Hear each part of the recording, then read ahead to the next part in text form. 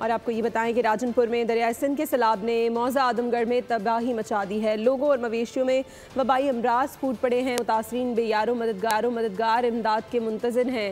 मज़ीद जान लेते हैं नुमाइंदा बोल न्यूज़ अहमद नवाज रां से। जी अहमद नवाज।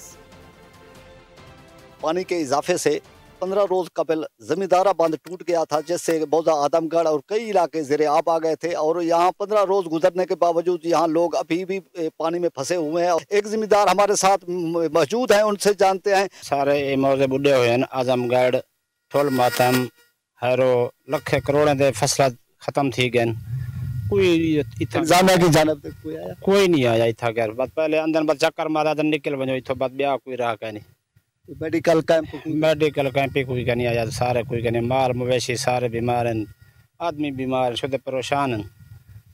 जी आपने मुतासरीन की बात सुनी। उन्होंने कहा कि इंतजामिया की जानिब से सिर्फ ऐलान के उन्होंने हुकूमत से और जिले इंतजामिया से अपील की है कि यहाँ